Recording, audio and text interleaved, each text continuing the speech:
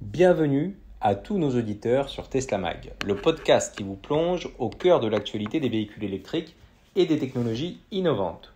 Aujourd'hui, nous avons un programme chargé et passionnant avec des sujets qui vont certainement éveiller votre intérêt. Nous parlerons de l'autonomie de la Tesla Model 3 Performance, de la livraison imminente de 50 semis supplémentaires à PepsiCo, du retour d'Elon Musk à Vivatech, de notre interview exclusive avec Thomas Delussac de Namix, et enfin d'une innovation écologique majeure en Allemagne avec un parc de recharge solaire. Alors attachez vos ceintures et c'est parti. N'oubliez pas de vous abonner à notre chaîne pour ne rien manquer de nos prochaines actualités et interviews exclusives. Commençons avec la Tesla Model 3 Performance.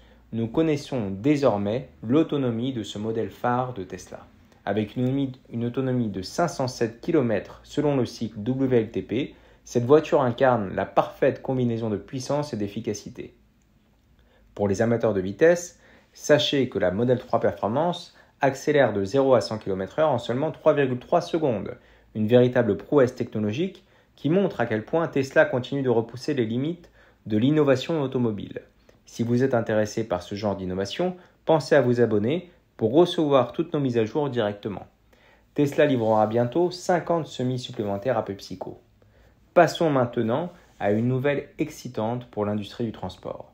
Tesla livrera bientôt 50 semis supplémentaires à PepsiCo, portant ainsi la flotte de l'entreprise à 86 véhicules.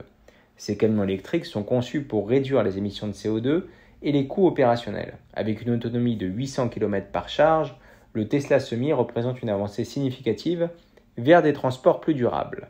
PepsiCo prend ici une initiative remarquable en adoptant ces véhicules pour ses opérations logistiques. N'oubliez pas de commenter ci-dessous pour nous dire ce que vous en pensez et comment vous voyez l'avenir du transport électrique.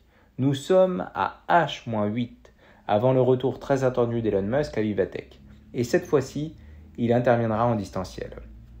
Le PDG de Tesla et SpaceX partagera ses visions sur l'avenir des technologies et de l'innovation. Que va-t-il nous révéler cette fois-ci ?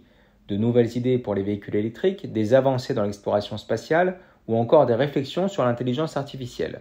Nous avons hâte de le découvrir. Abonnez-vous et activez les notifications pour ne rien manquer de notre couverture de cet événement.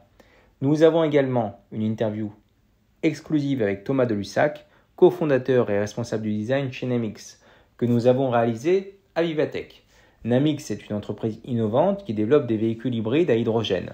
Dans notre conversation, Thomas nous parle des défis et des opportunités liées à l'hydrogène comme source d'énergie, ainsi que de la vision de Namix pour un futur plus vert.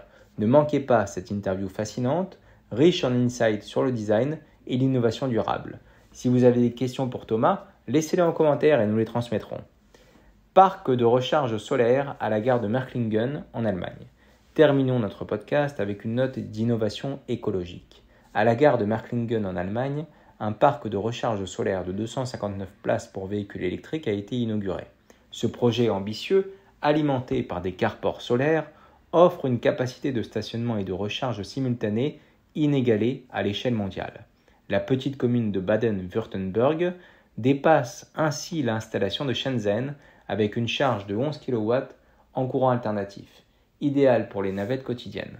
Ce parc est conçu pour les voyageurs combinant voiture et train avec des temps de charge de 4 à 8 heures.